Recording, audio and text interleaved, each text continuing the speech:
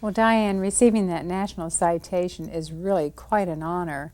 And your viewers see you and the accomplishments and the beautiful performances and the great shows that you bring to them.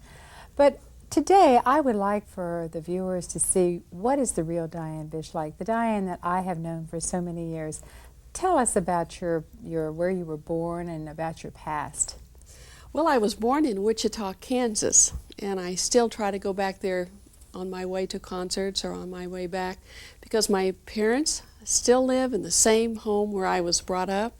My sister lives near Wichita, so when I go back I can visit my whole family, and I'm so fortunate really to still have my parents and to be able to spend time with them. Well, I'd like to know a little bit about your parents. My parents are really wonderful people. They gave me so much when I was young and still today in the way of spiritual values. The true meaning of life was always stressed so much in our home, and a personal relationship with Jesus Christ was very important to my parents, and that has become the most important thing to me also. And then musically they did so much for me. Every Saturday afternoon, as a matter of fact, my mother would turn on the Metropolitan Opera and have it playing while we were doing the household chores. Not only that, but she would buy books on operas so that I could read about the operas before they took place and I could know what was happening. And then at the same time, when I would get my chores completed, I would take a little music stand and I would put some music on it. It wasn't the opera playing. But I would open the music and I would conduct what was happening in the opera. So I got a real feel for music. This is when I was 4, 5, 6 years old. I got a feel for the music. I obtained a love for the music, and it stayed with me all of my life. And amazingly enough, my father is an artist, a wonderful artist. He's won many awards in Kansas for his artwork.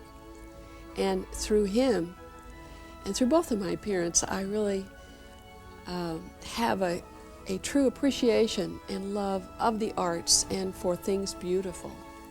You know, it's very interesting that a lot of people would say, well, where is Wichita, Kansas, and whatever happens there? But there's a great deal of culture in Wichita. First, I had a high school with a pipe organ in it. Therefore, I could play assemblies, I could play concerts. Even in my high school, we had a wonderful high school orchestra. I played concertos with the high school orchestra. And then I had a wonderful organ teacher. Her name was Dorothy Addy, starting when I was 14 through the year 18 years old. And she taught me so much. She knew that I liked a challenge. And she gave me music. She just kept handing it out to me, and I just kept eating it up because I was so excited to learn new music, and everything was a challenge for me. And that was a wonderful start to my organ career. Well, Diane and I have stayed in close touch with each other for a number of times. And whenever she comes home, she calls and we get together. And then I've been to Coral Ridge a number of times and was at the first dedication recital and some of the workshops she's had down there. So we've always been, I consider her just another daughter, really, a musical daughter.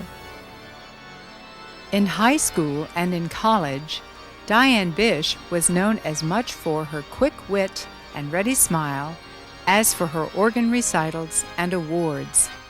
She earned both her bachelor and master degrees at the University of Oklahoma and studied under the famous organ teacher Mildred Andrews. Well, you know, Mildred Andrews had many Fulbright scholars and national competition winners, and she challenged me to apply for a Fulbright grant to study in Amsterdam, Holland.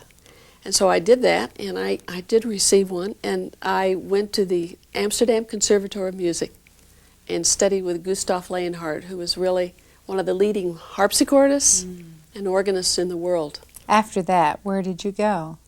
I also studied in Paris. I received a grant, a French government grant for studying in Paris. With whom did you study when you lived in France? Well, I was very fortunate to have studied with two great teachers in France.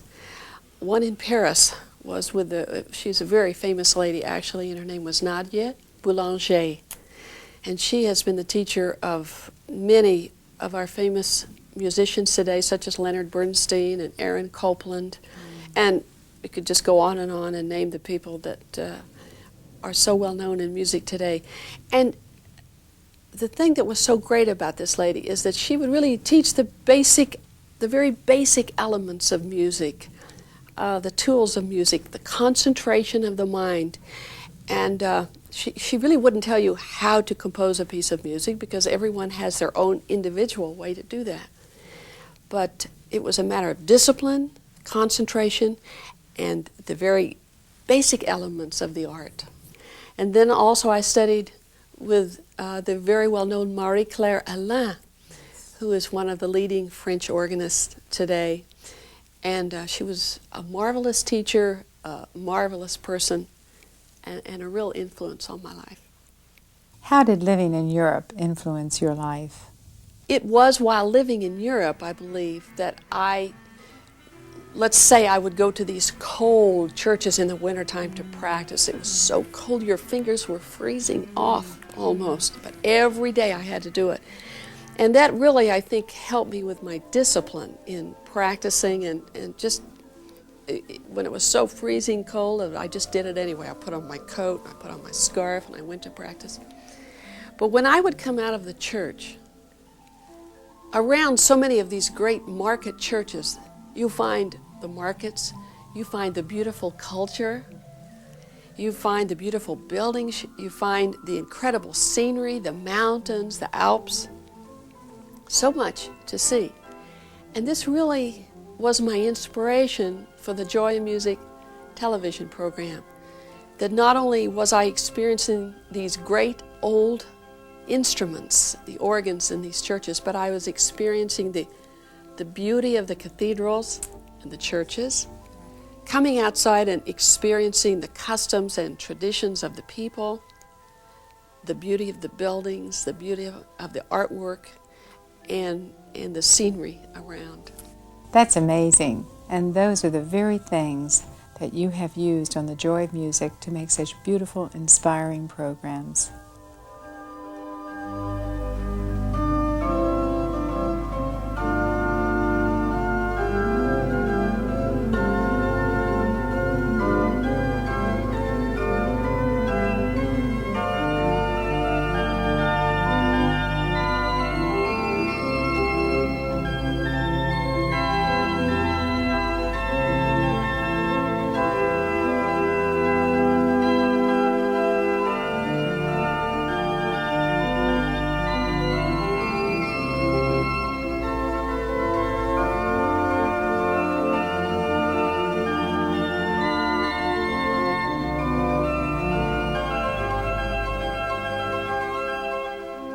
When you left France for a vacation to visit your parents, Dr. D. James Kennedy called you and offered you a job at the Coral Ridge Presbyterian Church as the organist there, but you declined.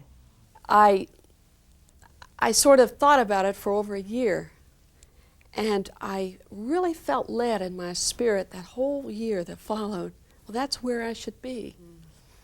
And so it was a little over a year later that I called him back and I said, well, Dr. Kennedy, are you still interested in having me come to the church? And he said, yes, I am, and yes, we are. I said, well, then I would like to come.